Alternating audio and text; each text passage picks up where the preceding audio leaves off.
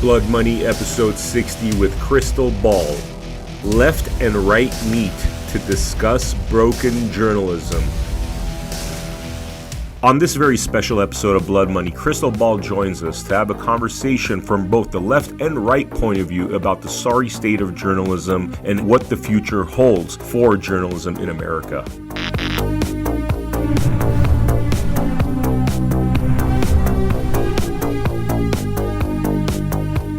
All right, we're on the latest episode of Blood Money. Today we have a very special guest, Krystal Ball. How you doing, Krystal? I'm doing good. How are you? Good. I'm really excited to have you on the show because I know this whole, what's happening in media, the fake news, exaggerated news, politicized news. I know this is a big topic for you. And so, let's just kind of dive right into it. I think people know your background. Your bio will be on the bottom here. So let's talk about all this misinformation, fake news, exaggerated news, and politicized news. What do you think's going on in the media right now?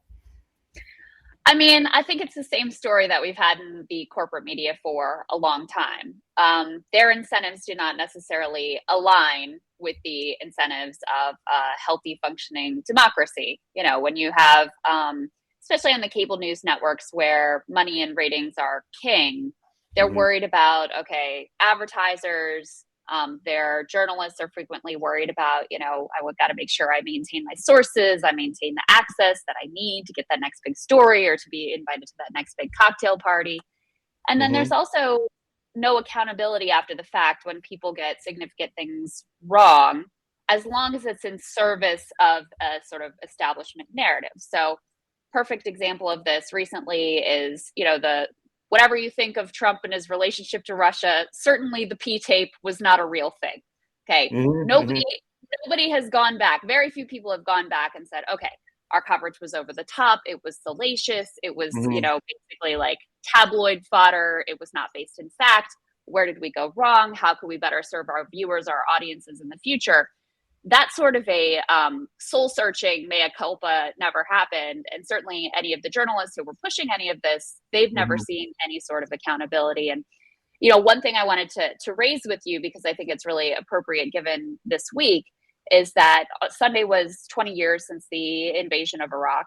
And, for me, this was a very formative political experience. That's how I end up, as like a dissonant voice on the left. That's amazing, by the way, that you say that, because that's literally the impetus to why I started this in 2003 was the Iraq War. Oh, wow. Just wanted to mention that. Yeah, well, I think there's a lot of people who, I was sort of like vaguely politically aware.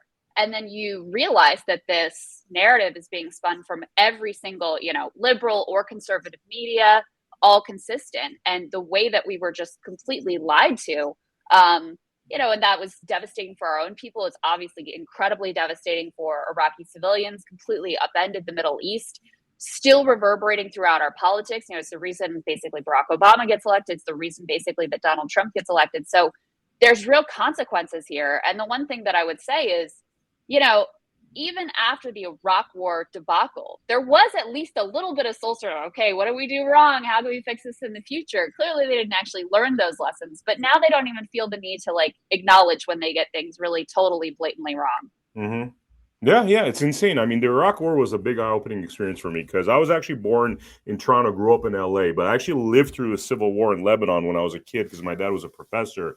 And just the whole thing was really shocking to me. The fact that this became shock and awe, people sitting in front of their TVs, eating popcorn as literally bombs are falling and kids are dying. That was a really sad thing. And the fact that the people that did that were never prosecuted, that got away with it. I mean, it just seems like you're giving license to everybody to be corrupt, cruel, conscienceless. I mean, million people, something like died in Iraq and nothing's been done about it.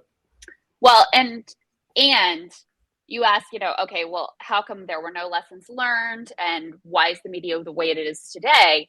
I mean, you think of some of the people who pushed the Iraq War most vociferously from pages of outlets like the New York Times or the Atlantic, or even liberal outlets like the New Republic or liberal outlets like the Atlantic. They're still wealthy, they're still powerful, they're still sought after experts on political talk shows and, for quotes in opinion columns, that some of them continue to be columnists. Thomas Friedman, still an op-ed columnist at the New York Times, the most prestigious outlet in the country, if not the world. So there's no price to be paid for journalists who are wrong and Mhm. catastrophically so in service of something that the US government and the establishment forces want.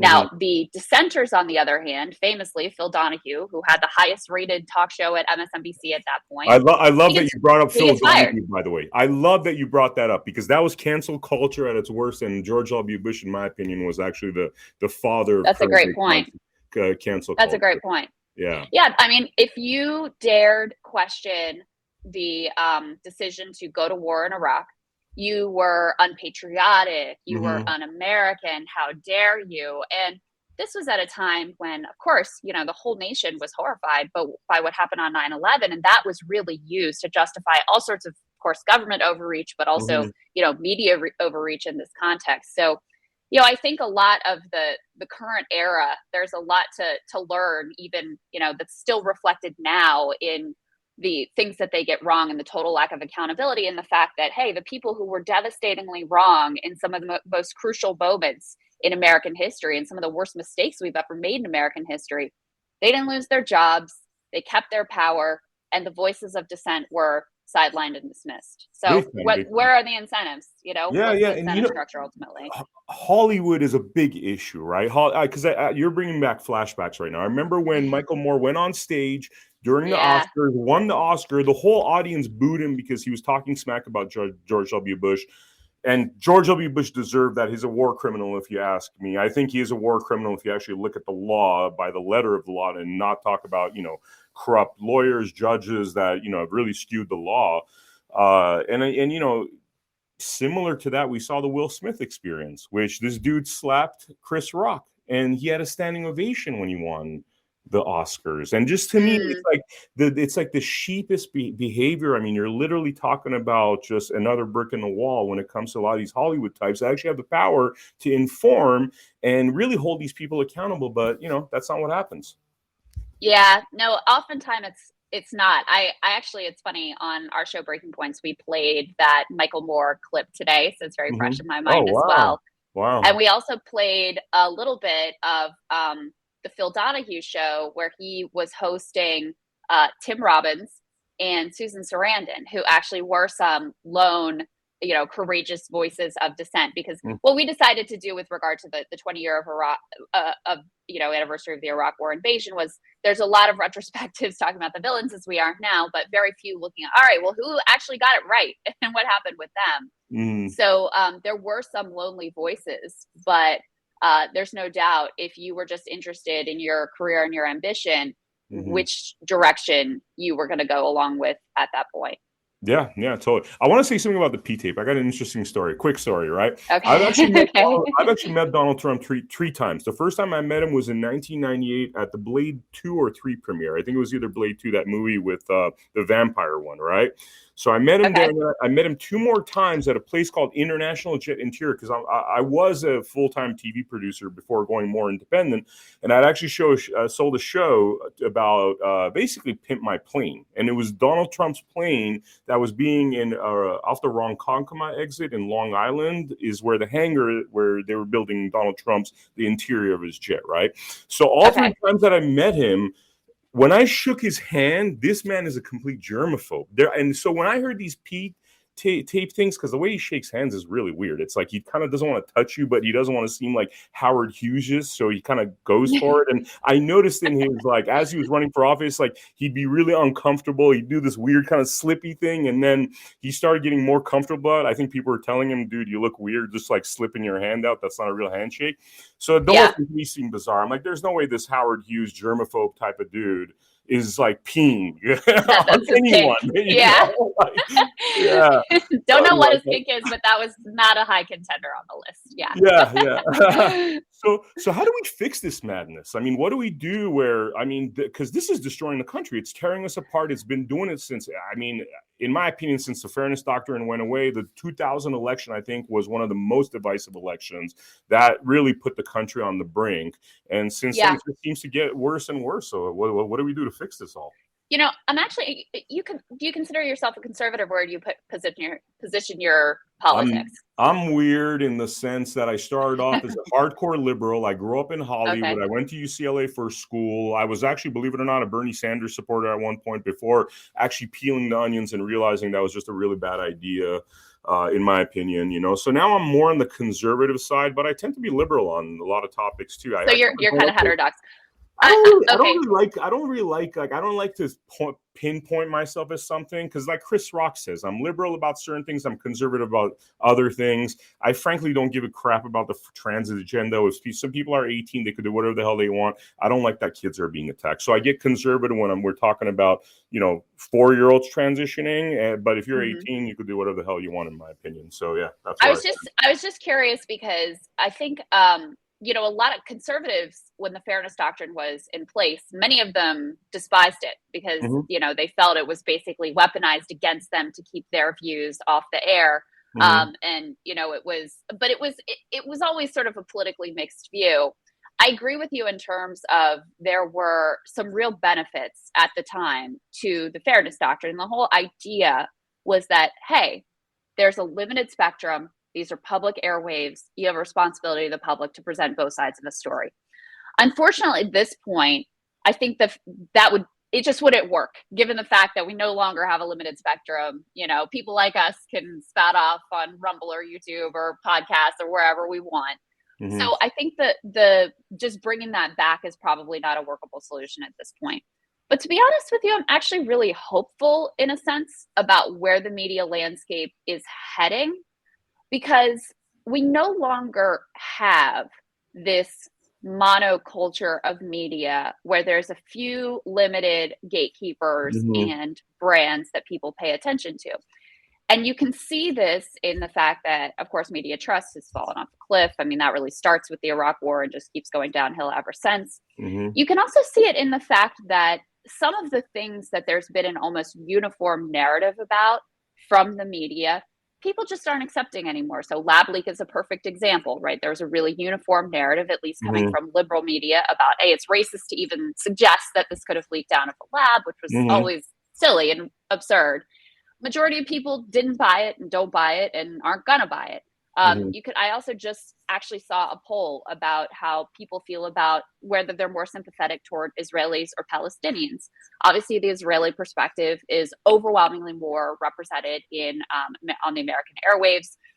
They also are much more organized in terms of political power that they wield in Washington. And yet the American people, majority, said, actually, our sympathies are more with the Palestinians.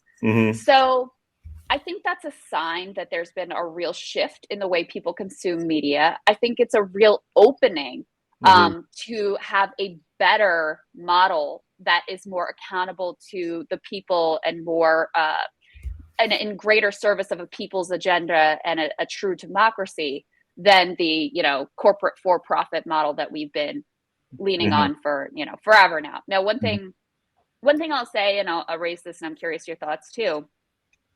There's a danger in new and independent media, which obviously I'm a part of, you're a part of, and I'm a huge advocate for, which is if you see some creators who become more interested in trying to say what they think their audience wants them to say than in what they actually think. There is a problem with audience capture that we have to be aware of.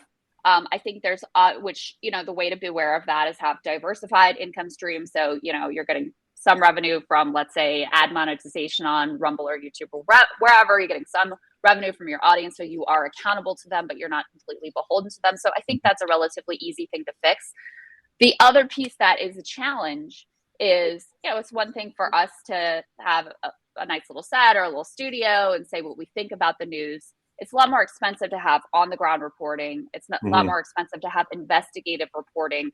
So I think as we shift into a new landscape that is more heavily dominated by independent spaces, I think we're going to have to be really creative about how we fund those sorts of things, which are absolutely indispensable and invaluable in terms of the functioning of a society.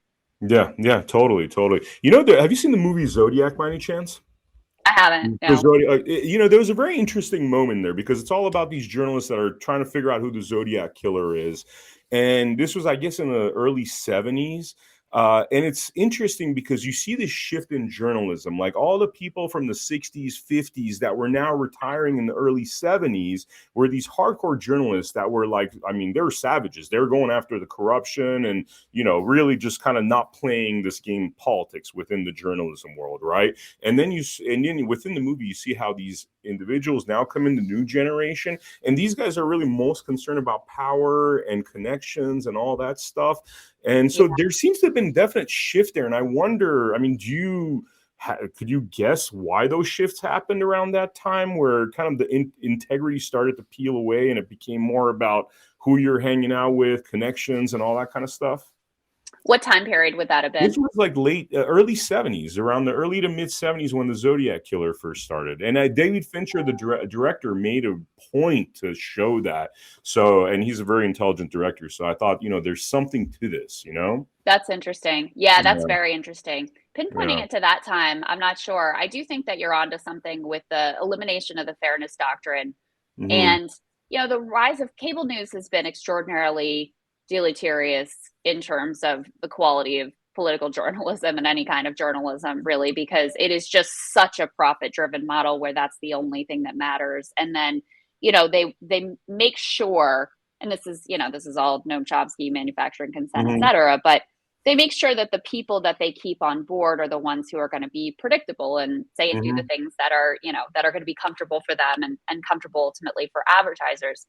And this gets into a question about social media as well, which is complex too, which is, whoever owns, whether it's Elon or Zuckerberg or whoever it is, as long as they're ad-based models where that's the majority of their revenue, ultimately it's not the owner of these platforms that's really making the decisions. It's whatever the advertisers are comfortable with at that moment.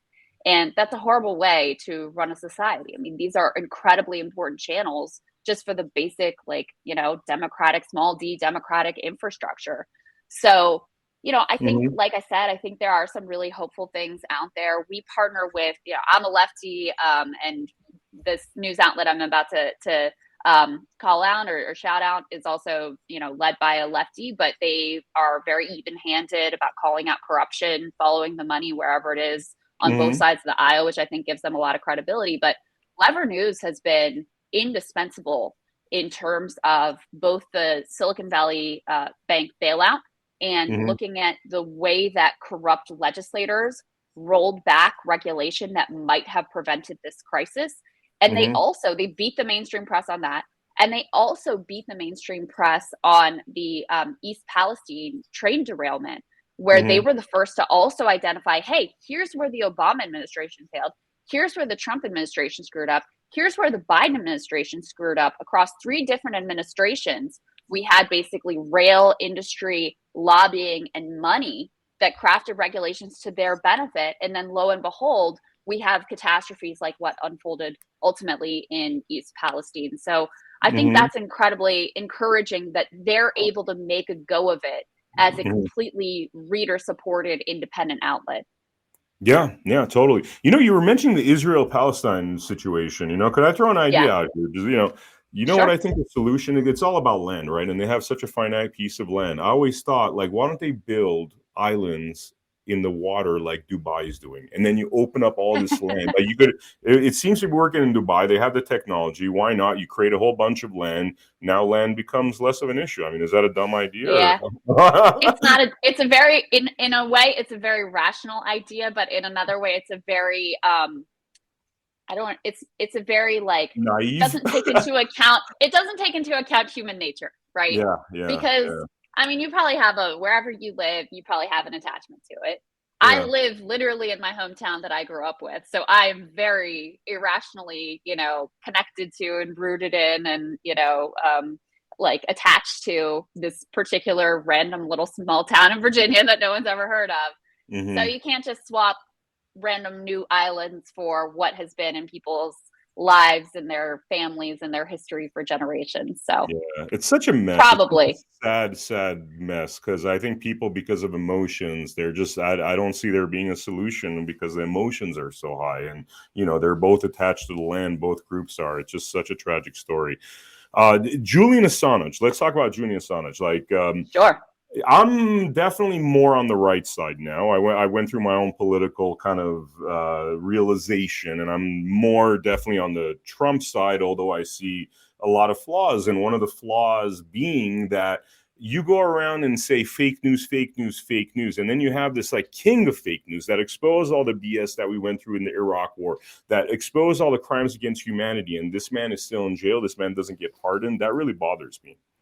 Yeah, I completely agree. And I, really appreciate you as someone who, sees a lot that you like about Trump being able to say that, because a lot of people just put on their political hero worship blinders, and that's that. And come up with a million excuses why, he didn't do it was Jared or whatever. But I mean, on the flip side, as someone on the left, let me say that for all the Democrats moralizing about the free press, democracy, et cetera, here's Joe Biden, going forward with the prosecution. And back under the Obama-Biden administration, their initial view of Assange, and Obama absolutely hated Assange too, but they looked at the case and they said, we can't charge this guy without criminalizing all of journalism effectively. There is no way for us to draw a line between Julian Assange and the New York Times, who were, publishing some of the revelations from WikiLeaks.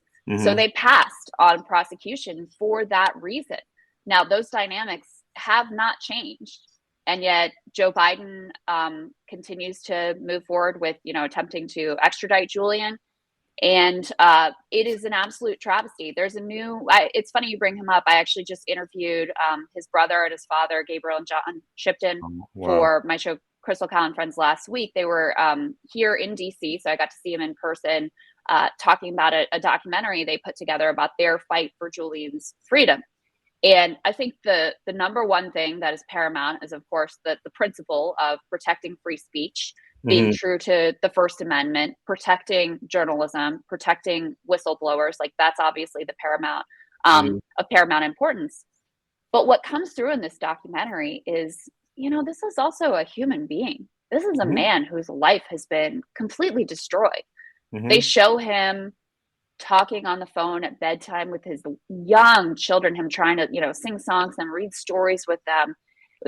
There's a lot, his wife, Stella, is in the documentary quite a bit. Obviously, his father, his other family members. And it's outrageous, but it's intentionally outrageous because they want to send a message to anyone else who's out there like him, who may, have Andrew Tate. hand them to see. Sorry to interrupt you. Andrew Tate's another one, still in jail. We don't even know. I don't know if I got it. That one I don't know the details of. It seems to me like he all but confessed to some of the things that he's being accused of. So I'll put that one to the side. Okay. But the intent with Julian is clearly to send a message, to chill free speech, to scare people from reporting things that were uncomfortable. For this, again, goes back to the Iraq War. Democrats came to not like Julian Assange because they thought he was working with Russia to help Trump or whatever nonsense they believed. But this has nothing to do with that. This prosecution is based on him and WikiLeaks revealing war crimes that were committed during the Iraq War. And once again, the people who were involved in committing and directing those war crimes scot-free. The man who exposed them sitting behind bars and could potentially spend the rest of his life behind bars. So insane. It's absolutely so insane. I mean, we talked about the fairness doctrine, and it doesn't seem like you think that's a solution to it. What do you think about opinion in news? Because it seems like the news should just be the most boring version of this is what happened, you decide what happened. But yet we have these pundits sitting there talking about their opinion, kind of infusing lies within the news, because it's very hard to kind of differentiate between what is fact versus what is opinion. Yes. You got a way to fix this all, to basically have a legal classification where news is news. The minute you start spewing out opinion, fines, you could lose your license, whatever it is, just to make sure that the news stays news and opinion. And it's really clearly designated to be so as well, where it's like a pack of cigarettes, where it's you see the label, this is opinion, consume at your own risk, It's not a bad idea, just in terms of, listen, I mean, the scary part of what you're suggesting is, the government and the media collaboration, the government and social media collaboration has not been good, but that a lot of that has also been done in secret, where there's zero public transparency and zero democratic accountability. What you're suggesting is getting democratic accountability back into the news gathering and holding news to account. And I think that there is some merit to that idea. What also gets complex, though, is it's not just, okay, here's the fact and then here's my opinion. Part of what shapes a narrative, too, is what you decide to focus on. And I'll give you a perfect example of that. So when we pull down of Afghanistan, and I have no idea what you think about this particular issue, but I think you'll agree with my general thesis here. When we pulled out of Afghanistan, there was a lot of coverage about, oh my God, what's going to happen to this country, the women, the girls, like this is going to be devastating for them. And Taliban's back in control. This is terrible. And there was a lot of humanitarian coverage, which I understand, because Americans, they want to do right by this country that we've fucked over for many years, et cetera. And so they tugged at our heartstrings. Okay. The minute that is all done, well, guess what? There's a huge famine in Afghanistan. We're complicit in it because we've basically stolen some of the funds that rightfully belong to their government. Not a word in terms of suddenly the media doesn't really care. Yeah. No worries. Suddenly the media doesn't really care about the women and girls anymore. When's the last time you heard about that? So it also matters a lot what you decide to cover. And you can see it very clearly in like the story selection between MSNBC and Fox, right? Fox News will cover, they'll cover what's going on at the border. They'll cover crime rates. MSNBC is going to focus on like the Trump prosecutions and anything like ridiculous and absurd he does. It's not that the one is necessarily lying about those other stories, although they may do that as well. But by choosing to focus their attention elsewhere, they're sending a very important signal to their audience. These are the stories that matter. And so that's as important ultimately for shaping opinion as what you say about it and how you cover it and whether or not you're inserting your opinions or not. Is there, do you think we're going to see like the repair of trust in our media? You think this is ever coming back, or is it like, it's almost like all the old legacy media has to shed because they're irreparable at this point, which by the way, irreparable. I think that statement covers every industrial complex, our military industrial complex, our judicial lawyers, everything's screwed in my opinion. I think everything's so corrupt that it needs, in my opinion, needs a revision, especially the news media. But what is it? Is it like a bunch of new shows pop up that becomes a news media and the MSNs and CNNs go away, or? I don't know that they go away, but I think they become and have already become much less important. And it's not just in the news media. We are in a sort of transformational pivot point phase where when I was growing up, there was more of like, a monoculture. Everybody kind of watched the same shows and there was a limited number of news stations and everybody's talking about the latest blockbuster movie. Well, there's a reason why the new blockbuster movie is like a rehash of Top Gun, right? It's like all nostalgia. There's a reason why the largest downloads in terms of music, it's all old music. It's all, again, nostalgia, because that sort of monoculture, just given the new social media and broader media landscape, like it's just all much more fractured and much more niche. So the question to me isn't really how do you reform these dinosaur legacy media institutions, because I think that's probably a losing battle. I think the more interesting question to me is how do you build something that is genuinely better than that? Because it's not, there's no guarantees that, the independent media direction we're going in, there's no guarantees that ends up being better. You have the challenges of audience capture. You have the challenges of, since we're all divided into niches, like playing to the most sensationalist parts of your audience and, getting a really hardcore, because one of the things that's rewarding in independent media isn't necessarily the size of your audience, but how bought in are they? Are they willing to send you that, $10 a month or whatever? So there are pitfalls there as well. And to me, that's the more thought-provoking question of how do we build something better outside of the legacy media institutions. I saw one idea. I don't know what you think of this. I'm sort of like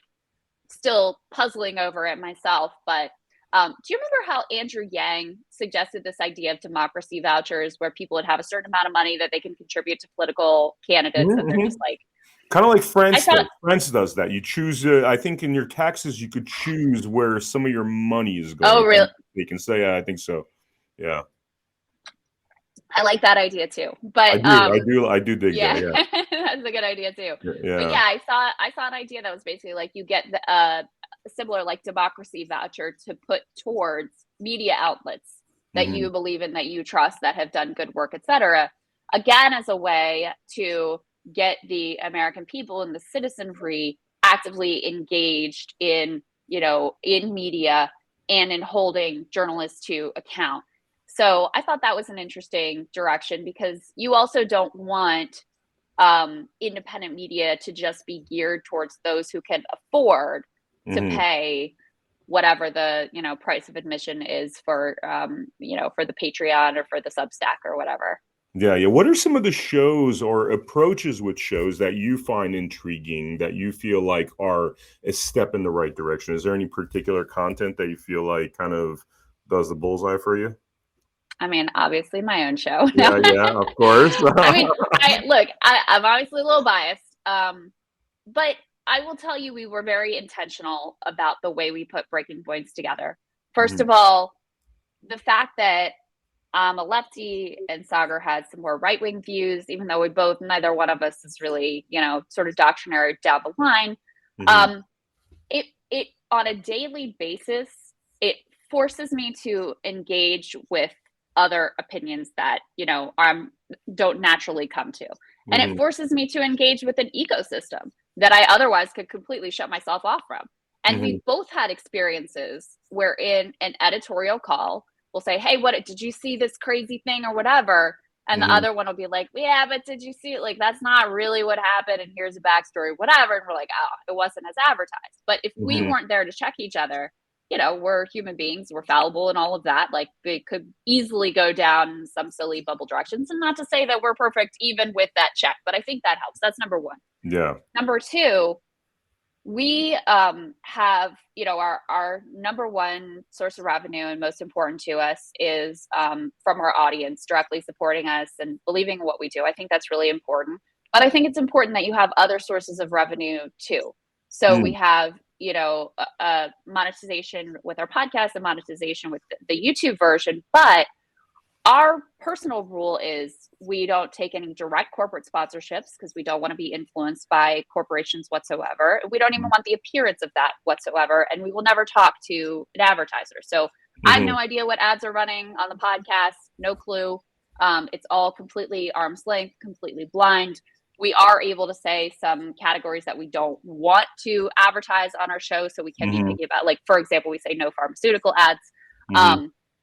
But I think, and then the other piece that we've built in is we don't have the bandwidth to do the on the ground reporting and the investigative journalism and all that would be part of a full independent media ecosystem. We're small and we're new, so we don't have that bandwidth, but we partner with people we respect who are doing some of those things so that we can promote them on our network. We can have benefit of some of the reporting and some of the resources that they are utilizing. And hopefully everybody, it's not a zero-sum game. So hopefully we can all sort of build something together that way. That's awesome. That's awesome. So glad that you guys are doing this work, because we are the new media. We are the new media. I don't know if the CNNs are going to disappear, but I have a feeling the kind of content we're doing is going to start filling the MSM somewhere. It could be years from now. It could be in the next, few months. But I think that, there's a void that has to be filled, really, Yeah, I completely agree. And like I said, I'm kind of optimistic about it. I'm pretty hopeful about it. I think there's a real opportunity right now. And, I think Lever News that I mentioned does phenomenal work. I think, some of the reporting like Matt Taibbi's been doing. I think that, there's a number of people and outlets out there that are really trying to do something that's different. Matt is launching a new like complete outlet. So it'll be exciting to see what he does there. And I will also say, digging into like the SVB bailout, what's going on in terms of financial journalists, a bunch of great Substacks out there that have been invaluable to me as well in trying to understand what exactly is going on there. So Yeah. I don't think there's going to be a new mainstream in the same way. I think there's going to be a large ecosystem that hopefully, like I said, has better incentives, is more accountable to the people, and is ultimately a healthier ecosystem with a wide variety of views to, rebuild some of what has been lost in this country. Totally. I'm down to my last two questions, by the way. I wanted to go back to Julian Assange. Now, when Julian Assange, they first started going after him, I recall that there was some kind of like sexual misconduct allegations, right? Yeah. Whatever happened to that? I mean, was that something that was just randomly being thrown out about? Yeah, I think it was total bullshit. Is my understanding, and the charges were ultimately dropped. And it certainly appears Julian always denied the charges. I don't think they were able to really marshal any kind of evidence, and ultimately it was dropped. In retrospect, it definitely looks like this was just an attempt to prosecute him for something. Do you think there's a weaponization of such false accusations when it comes to especially men in particular? I mean, I think certainly at times. I think there was a real corrective that needed to happen in the Me Too era. Harvey Weinstein, Bill Cosby, you had all these guys who were, and not just men, but largely men, who were for decades known to be abusive, harassers, outright sexual, rapists, and they got away with it. And a lot of them, they got away with it because they were powerful and they had money. Media was complicit in some of this. Brendan Farrow can talk about that with regard to Harvey Weinstein and the connection there with Hillary Clinton. But the idea that you should just reflexively and uncritically believe one gender over another, it's just not fair. Ultimately, it's just not fair. So I think there was a real needed corrective when you look at the number of sexual assaults that went unprosecuted, the number of women who felt like they couldn't come forward, etc. But when you just go to the place of we're going to knee-jerk hashtag believe all women, then this becomes an absurd place to really stand. So, I think you have to evaluate each thing on its merits. And, I think people deserve due process, and I think women deserve to, be supported. And I think they deserve to bring their claims and be taken seriously as well. But you could see in the Biden campaign, you could see the way that people were only interested in believing some women ultimately, because when Tara Reid came forward with a rape allegation that had some contemporaneous evidence to back it up against Joe Biden, this was completely shut out from the media, completely dismissed by the media. And that, among other things, I think exposed that, this hadn't been done in an even-handed way. Totally, yeah. The Harvey Weinstein story is really interesting because everybody in Hollywood knew that was going on, and just like they sit there and clap after Will Smith slaps the crap out of somebody, like these guys were supporting Harvey Weinstein. Everybody knew. I mean, I grew up in Hollywood. Everybody knew what was going on, but nobody did anything. It was an elitist problem. That's the issue that I take, is because the elite get away with it, and then men across the board are defamed and they're toxic and this, that. Well, most men are not Harvey Weinstein. Most men are not doing the casting couch thing. And it just seems that there's more analysis needed in that topic, because if you're not Harvey Weinstein, and I've been in Harvey's office many times, met him like 20 years ago.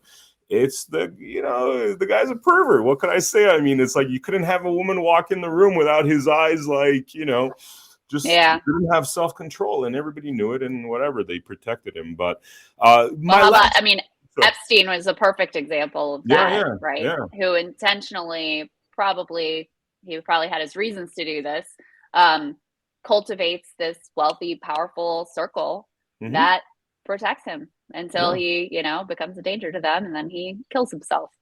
Yeah, and it's pretty obvious to me. Those paintings, you have a painting of Bill Clinton with Monica Lewinsky's dress. You have paintings of George W. Bush flying little paper airplanes. I mean, that to me is clear-cut extortion. Like, that's what it looks like. Like, you know, MF, I have you on the wall. I know what you did, and you mess with me, and X, Y, and Z happens. That's what it seems like to me. But that's just, you know, my assumption, because a proper investigation was never done on the topic, you know? And probably never will be. Will never be. Yep. Last question. Is there anything we missed out on that you want to talk about? You know, the mic's yours. We do this every episode where, you know, if there's anything you want to tell the viewer. Well, one thing that I will just shamelessly promote is I'm actually moderating a panel on, it's called Bad News, and it's about how the media lied us into war in Iraq. It's an interesting group. There's a one panelist who was one of the few journalists who actually was skeptical at the time, and he's still a great journalist for Reuters. He's been on the ground in Ukraine, and in the pre-call, he was talking about how, you know, it's really important people understand we don't have access to the Russian side of the story here. So you're getting, it's not necessarily a bias thing, but you're getting a limited picture, and that needs to be, you know, made clear to readers of your work. Another journalist who was dead wrong in terms of the Iraq war and completely did a 180 and a lot of soul searching after the fact of like, what the hell, how did I get this so wrong? And then someone who considers herself on the right and was a critic, which is really courageous, of the Iraq war from the right, because there were almost none of those at the time. So it's being hosted in partnership with the Quincy Institute. It's going to be at George Washington University. You can RSVP online. It's at 4 p.m. Eastern. And you can watch, you know, online or in person. So awesome. What's the URL? We could put that on the bottom when we post this. I'll send it to you. I think if you Google it, it'll come up. Or if you look at my Twitter, I've been posting about it. Twitter is at Krystal Ball. So you can find all the details there. That's awesome. That's awesome. I mean, I give you so much credit for talking about the Iraq war. That was like that was basically my life-changing experience. The reason I got into all this, I was actually working in Hollywood, working underground behind the scenes without telling, because, you know, you're dealing with a bunch of sheep in Hollywood. You tell them, hey, I'm like on Michael Moore's side, you know, ready to, you know, I want like war crimes charges on Cheney and Bush, and they look at you like it's just too much for them. It's too much. They can't handle it. They weren't ready. They weren't ready for that. I was undercover for like 8 years, and before I was ready to reveal myself. So I love that you're doing that. I mean, that was a critical point in our history, and we're suffering, I think, the consequences of that until today, you know, unfortunately. Huge ramifications. Huge. We will never be able to wrap our head around just how much that changed American and world history. So I enjoyed the conversation, though. Thank you so much. This was awesome. Thank you so much for coming on Blood Money. And for the viewer, definitely check out our website, americahappens.com, where we're posting episodes every day, like the Joey Gilbert podcast, Mindy Robinson, who's producing 2 shows with us, and a whole lot more. I will see you on the next episode of Blood Money. Thank you very much.